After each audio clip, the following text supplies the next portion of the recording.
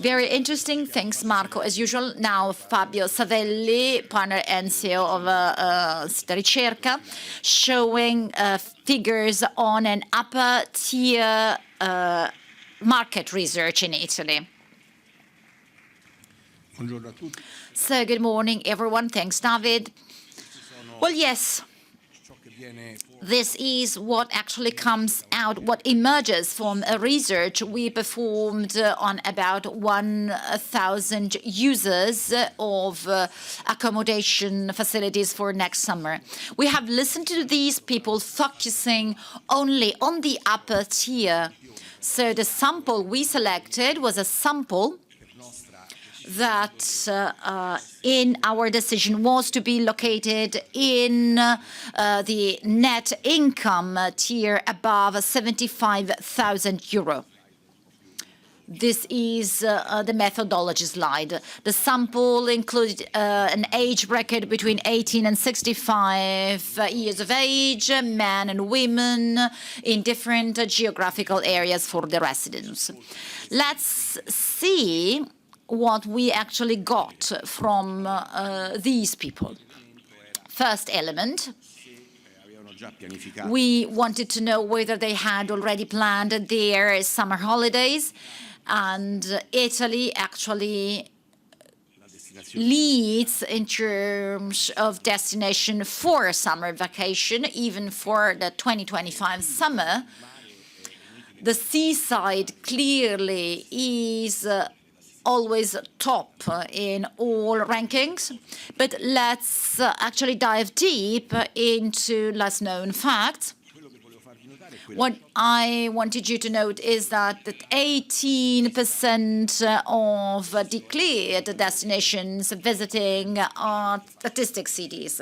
This is quite valuable because, as from other general statistics, we can see that people in the upper income tier, that they are going to visit artistic cities. The fourth item is also a tour including artistic cities, and you'll see that putting these figures together makes up for above 25% with this destination, and this is a peculiarity of the upper income tier.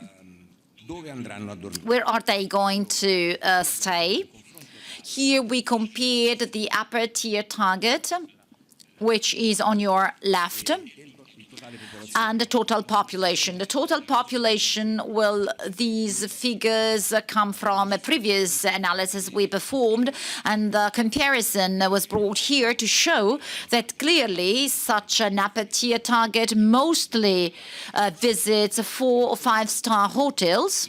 But what I wanted to show you here is that well, even though less intensely, they also visit non-hotel facilities, well, non-classical hotel facilities, bed and breakfast, 22%, holiday homes. So this target too, in addition to a more intense attendance of upper-tier hotel facilities, so bed and breakfast and holiday homes play a major role in here. We also wondered, but compared to 2 or 3 years ago, have you changed your way of deciding where to stay in terms of accommodation? The amount of those that said that, yes, they have changed their mind is quite high, about 40%. What does this show? On the right, you see the motivations. This is a spontaneous question we left open. So, free answer. You see some motivations are quite classical. I had to cut on my budget. My family has changed its own needs. But there's also a research for better services, better comfort, and these are spontaneous answers. Here we have the word experience. This word experience, well, I talked about that some minutes ago with another attendant, and this experience word is going to dominate all the remaining part of my own report. So, okay, you changed, but how? Where did you come from and where are you now? So on the left, those who choose today, the 4, 5 stars and bed and breakfasts are all located in the first column. They are the most important, interesting facilities. What do we notice here? But well, in the central column, you have the different answers before. Okay, of course, they could choose more answers. Before I used a 3-star hotel and a B&B, and now I choose. So multiple answers. What do we see here? First, a general trend towards upper tier accommodations. The 3-star is always losing ground, because if now they choose a 4 stars hotel, they came from a 3 stars and so on. So 3 stars in this income tier. Remember, we always talk about families having a medium to upper income tier. 3 stars, always loser. So first 3 lines, we have the result on 4 stars facilities and 5 stars facilities. This is possibly due to a great variability in terms of quality. For bed and breakfast, your experience can be either very good or very bad. It depends on the host. But most of this target, which is an upper tier group, well, they are all looking for a stable and elevated quality. So for this target, this could be a weak point for the traditional B&Bs. There are no recent data on the evolution of B&Bs. Istat actually stopped back in 2022, but the idea is that in the past 10 years there was a great growth, but in 2022, bed and breakfasts registered in Italy were about 33,400, and for the first time ever, compared to 2021, there was a drop of about 3%. That we know that registrations might not be precise, but as an idea, that was the first year out of 10 years that we actually recorded a regression for bed and breakfasts. Last part of the slide. Bed and breakfasts, however, do attract people from 4 stars hotels. So there's a circularity between 4 stars and bed and breakfast. Those who choose 4 stars now come from bed and breakfast, but also if they choose bed and breakfast now, they come from 4 stars. Possibly it's luxury bed and breakfast with very important locations like historical buildings. So very beautiful locations, which possibly have never experimented a drop in terms of number, which instead Istat gives for the total amount of these facilities. How do they organize their holidays?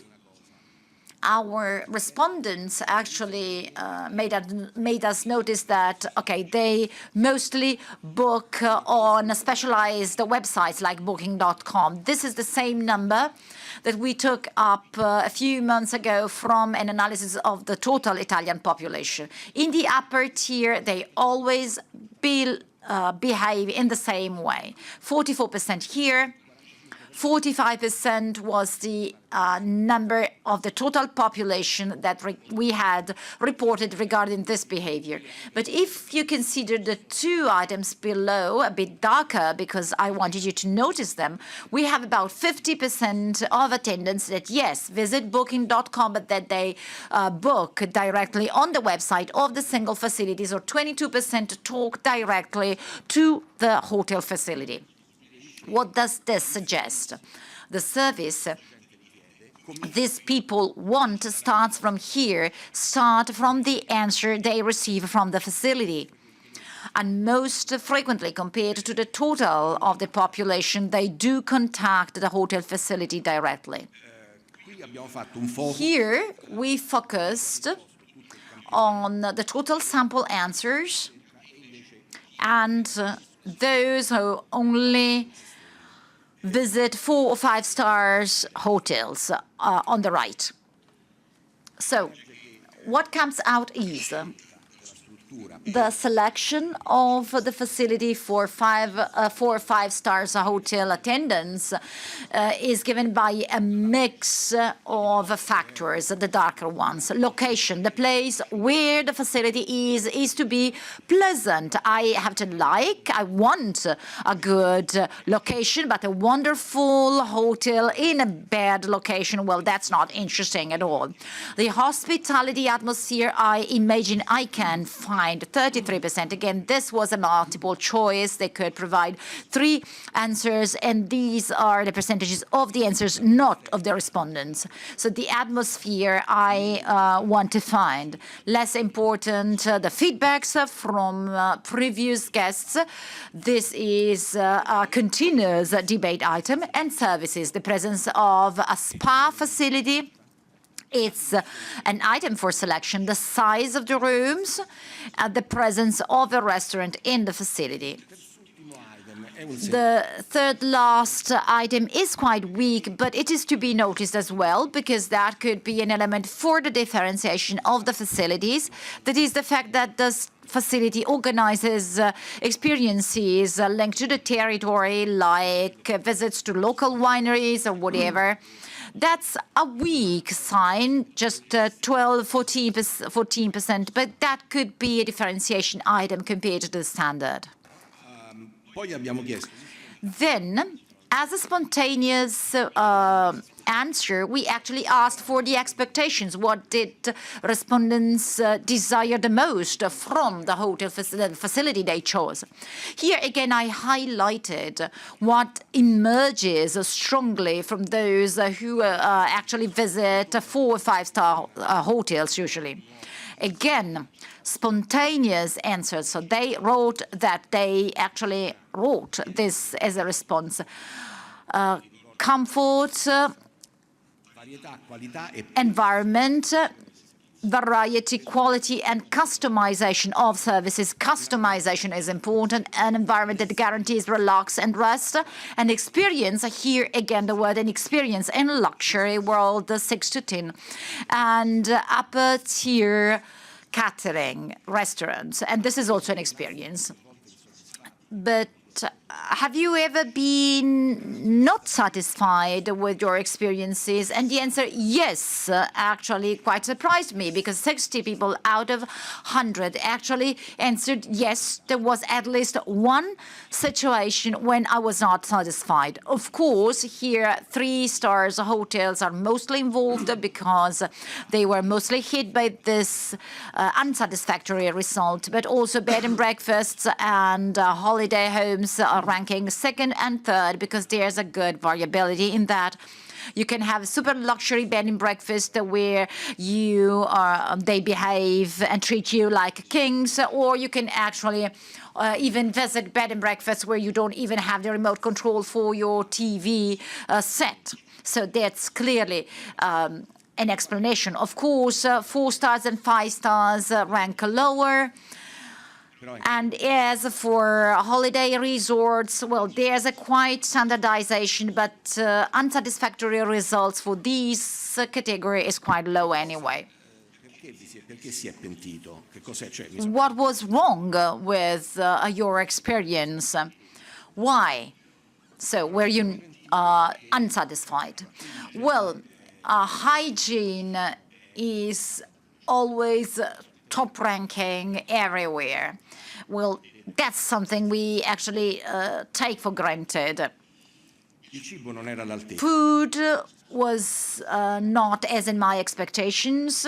The room was too small, uncomfortable. Here they talk about uncomfortable beds, uncomfortable mattresses, again, a spontaneous answer. So an unpleasant room experience, and the staff was not skilled or kind or professional.